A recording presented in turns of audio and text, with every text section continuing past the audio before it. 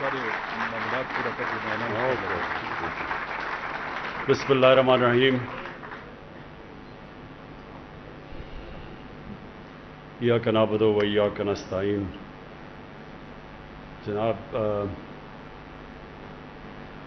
شاہ فرمان گورنر پختونخوا اور Mahmood Khan chief minister,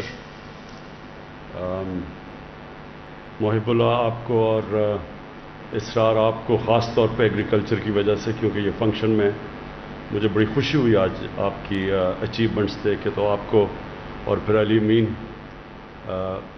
آپ کو میں خاص طور پہ اس لیے کہ میں نے دیکھا کہ اپنے سارے دوستوں کو آج آپ نے یہاں بٹھایا ہوا ہے جو آپ کی تعلیم میں اور جمشید چیمہ آپ نے جس طرح بڑی تفصیل میں بہت زیادہ انفارمیشن بڑے تھوڑے وقت میں آپ نے لوگوں کو دی. تو میں سب سے پہلے علی امین کی بات سے شروع کرنا چاہتا ہوں. دیکھیں، میں جب مدینہ کی ریاست کی بات کرتا ہوں تو میں ان لوگوں کی طرح نہیں ہوں جو استعمال کرتے ہیں اسلام کو ذاتی مفادات کے لیے، ووٹ لینے کے لیے. یہ میرا ایمان کا حصہ ہے. میں تاریخ کا طالب علم ہوں. میں نے دنیا کی تاریخ پڑھی ہے. میں نے پھر بڑی تفصیل کے اندر اپنی تاریخ پڑھی ہے، پھر اپنے اسلام کی، پھر سب سے جس کا میرے اوپر سب سے زیادہ اثر پڑا اپنے نبی صلی اللہ علیہ وسلم کی زندگی کی بڑی تفصیل میں پڑھی ہے. تو میں جب یہ مدینہ کی ریاست کی بات کرتا ہوں وہ اس لیے کہ یہ ایک دنیا کی تاریخ میں بہت بڑا انقلاب آیا تھا. اس سے بڑا کبھی انقلاب نہیں آیا. اور ہمارے نبی واحد پیغمبر تھے جن کی ساری زندگی تاریخ کا حصہ ہیں. ساری دنیا کی جو تاریخ ہے اس میں وہ فینومینا ہے جب وہ آئے اور وہ جب گئے دنیا سے.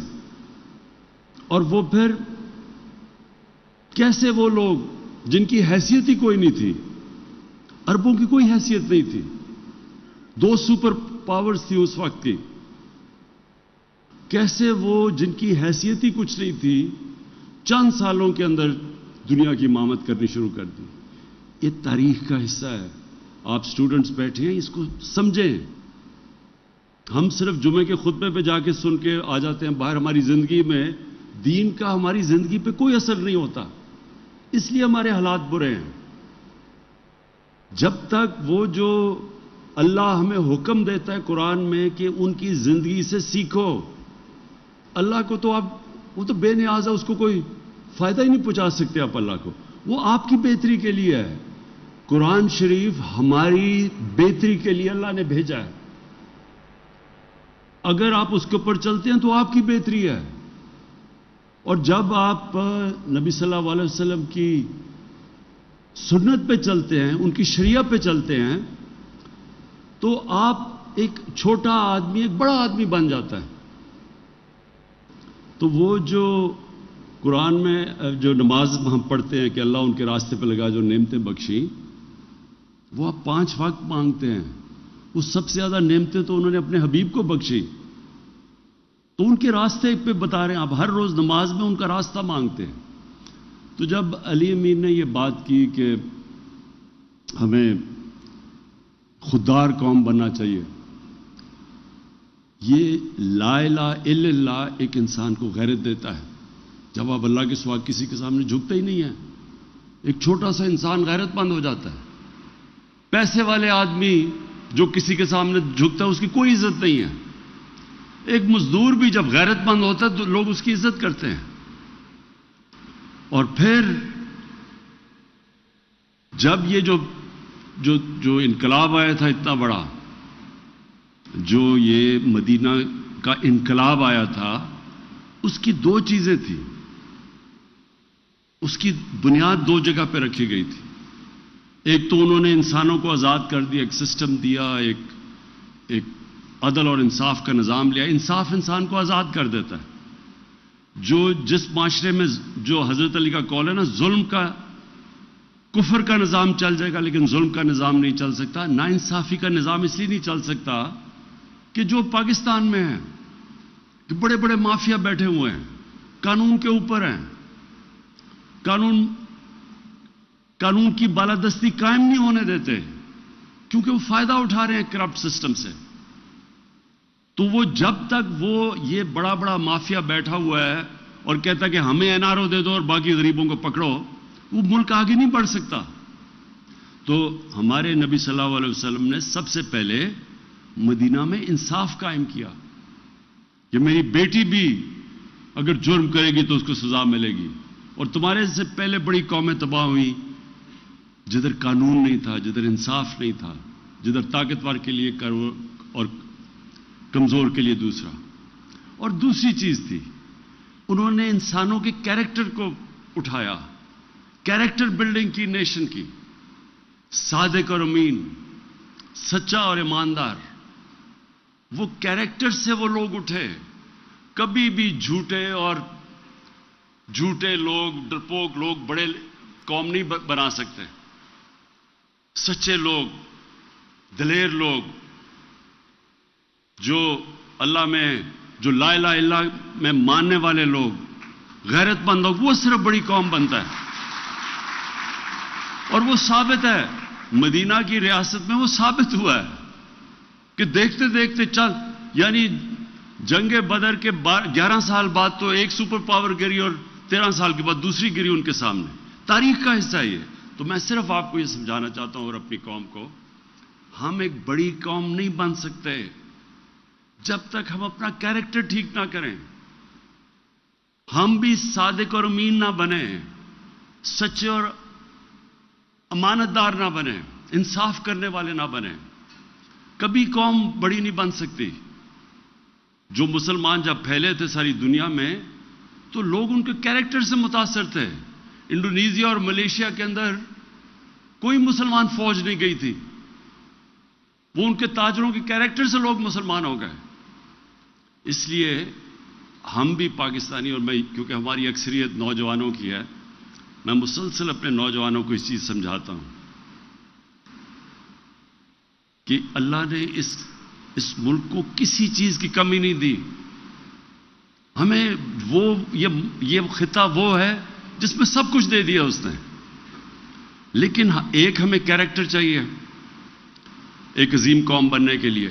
سچے لوگ, سچائی, یہ جو علی امین بات کر رہا تھا کرپشن کی, جو بھی ہاتھ پھیلاتا ہے کسی کے سامنے, پیسے مانگتا ہے کسی سے, اس کی دنیا عزت نہیں کرتی. جب کسی کو کوئی رشوت دیتا ہے تو اس کی غیرت جاتی ہے, جو رشوت لیتا ہے اس کی غیرت جاتی ہے. میں جن لوگوں کو ہم کافر کہتے ہیں, میں نے ساری دنیا دیکھی ہوئی ہے.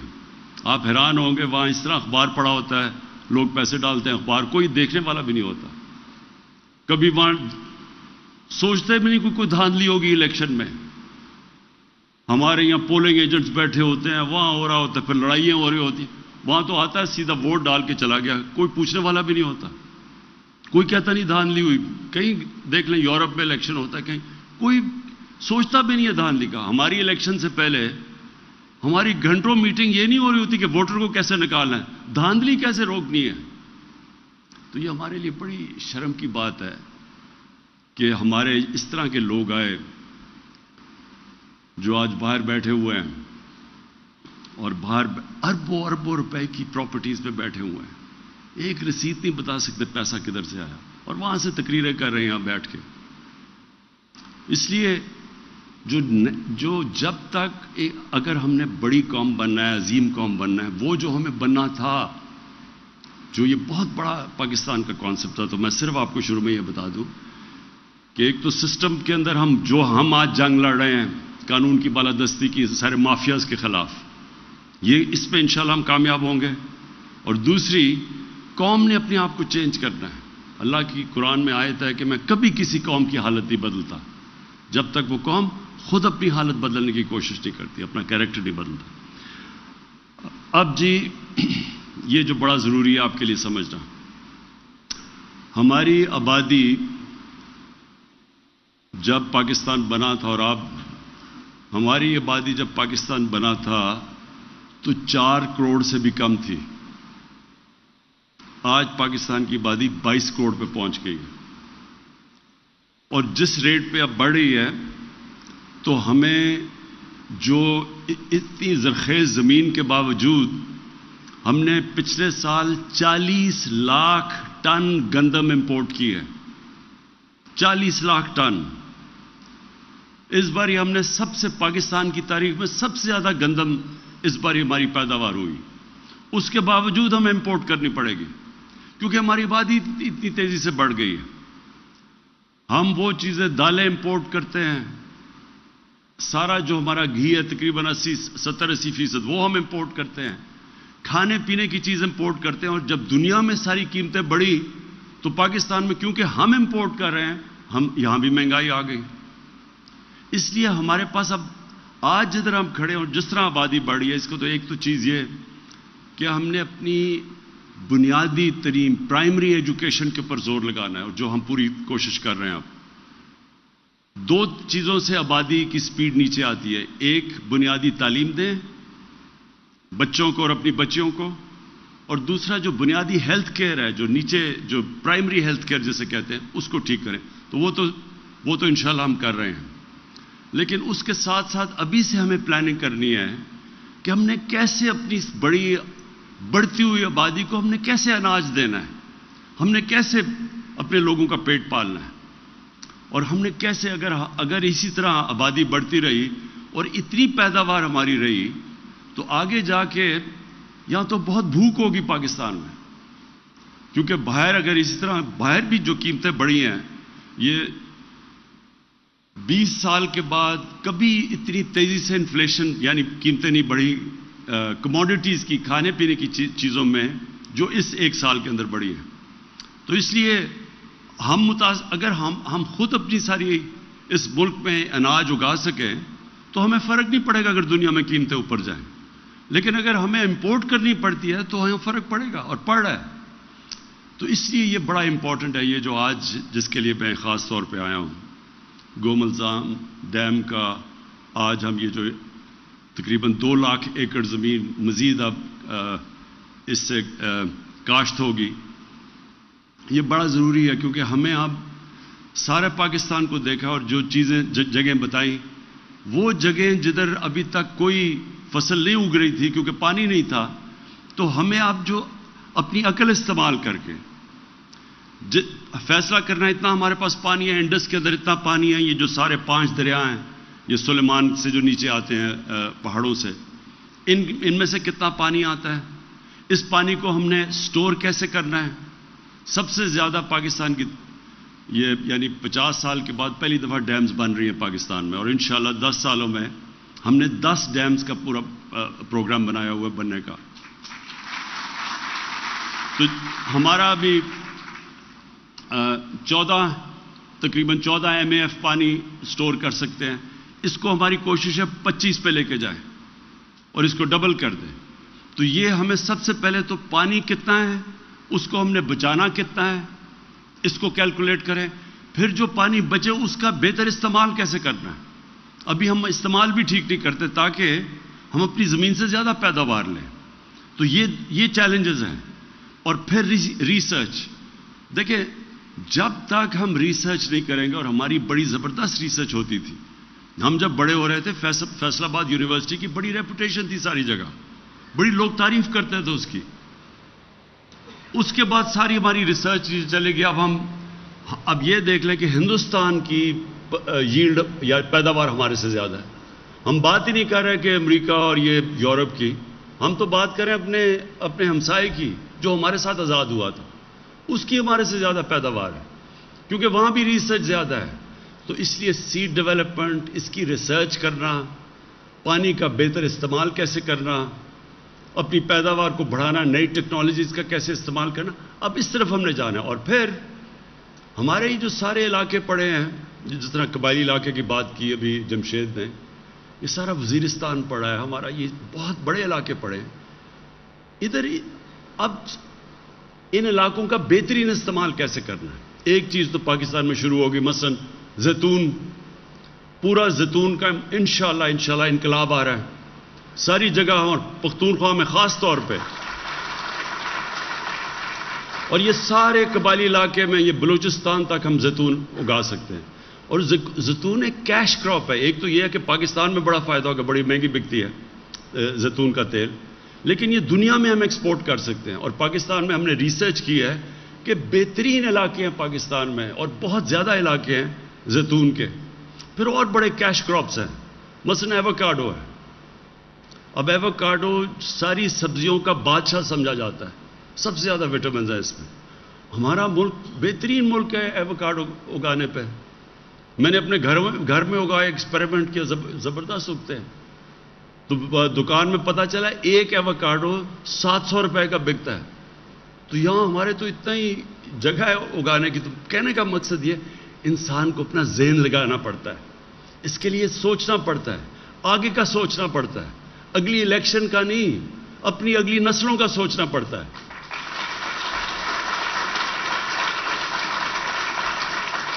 اور انشاءاللہ یہ میرا یقین ہے پورا کہ جس طرف اب ہم نکل گئے ہیں, پہلی دفعہ پہ میرے خیال میں 60s کے اندر ایوب خان کے دور میں ایگریکلچر کے اوپر کام ہوا تھا. انشاءاللہ اب ہمارے دور میں جو کام شروع ہوا ہے, آپ دیکھیں گے ہر سال اب ہم اس سے انکریمنٹ انکریز کرتے جائیں گے. ہم نے جو پلاننگ اب پوری کی ہے کہ ہم نے کون سی نئی, اب دیکھیں اب دنیا کے اندر پام آئل ہے جس کے اوپر جس سے اصل ہمارا جو کوکنگ آئل ہے جو گھی ہے وہ باہر سے امپورٹ ہوتا ہے 70%, اس کی دگنی ہو گئی ہے قیمت دنیا میں. ہم یہ سارا کچھ پام آئل سیڈ خود اگا سکتے ہیں, ہم سویا بین اگا سکتے ہیں, یعنی ہم سارا کچھ پاکستان میں اگا سکتے ہیں.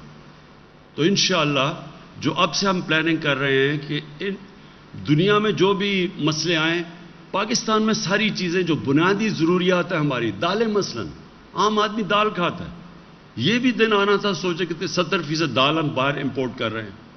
تو یہ ساری چیزیں ہم اپنے پاکستان میں اگانی. ہماری ساری پلاننگ اب اس طرف ہے کہ پانی کو سٹور کرنا, اس کا بہترین استعمال کرنا, وہ علاقوں کو نیچے لے کے آنا کاشت میں جو اس وقت بنجر پڑے ہوئے ہیں. جس طرح یہ دیکھتے دیکھتے ڈی آئی خان کا یہ جو 2 لاکھ ایکڑ اب یہ کاشت ہوگی, اور یہ ایسی زمین ہے کہ سب سے زیادہ پیداوار دے گی, کیونکہ اس میں یہ بالکل ورجن ٹیریٹری ہے. اس میں سب کچھ, یعنی زمین میں بہت جان ہے اس وقت. جن زمینوں پہ زیادہ کاشت کرتے رہتے ہیں ان کی پیداوار کم ہوتی جاتی ہے.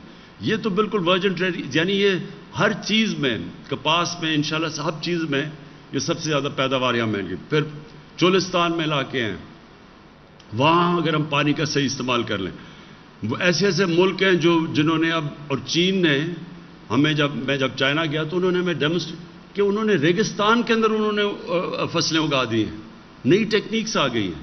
تو ہم نے اب استعمال کرنے اپنے وہ علاقے جو ابھی تک ہم نے کاشت پہ نہیں تھے, انشاءاللہ ان کے اوپر پورا زور لگائیں گے اور ان کو کاشت کے نیچے لے کے آئیں گے. نئی جس طرح میں نے کہا ایووکاڈو ہے, سویا بین ہے, نئے فروٹس ہیں, یہ سارے ہم فیصلہ کریں گے کس زون میں کون سی چیز کا سب سے بہتر فائدہ ہوتا ہے, کیش کراپس کون سی ہیں. تو انشاءاللہ اس کے اوپر اب نکلے ہوئے ہیں. اور یہ جو آج انیشیٹو ہے کہ یہاں ایگریکلچر یونیورسٹی کا, یہ بہت ضروری تھا یہاں, کیونکہ ڈی آئی خان کے اندر اس کا بہت بڑا امپیکٹ پڑے گا اگر یہاں ریسرچ ہو. ادھر میاں والی میں جو میں نے نمل یونیورسٹی بنائی ہے, اس کے اندر بھی ہم ایک باہر سے جو دنیا کا ٹاپ ایگریکلچر کی انڈسٹری ہے ہالینڈ کی, اس سے ہم نے کولیبریشن کی ہے. ادھر ہم بنا رہے ہیں ایگریکلچر ریسرچ کے لیے, تاکہ ہم آپ کو اس سارے علاقے کو ہم بتائیں کہ بہترین لیٹسٹ پریکٹسز کیا ہیں اور لیٹسٹ ٹیکنالوجی کیا ہے. اور پھر چائنا کے ساتھ ہماری اگریمنٹ ہوئی ہے سی پیک کے اندر کہ ہم نے ان سے بھی جو ان کی ٹیکنیکس ہیں, جو لیٹسٹ ٹیکنالوجیز ہیں. چائنا میں مثلا دودھ ہے, گائے ہمارے سے کوئی 3-4 گنا زیادہ دودھ دیتی ہے گائے وہاں.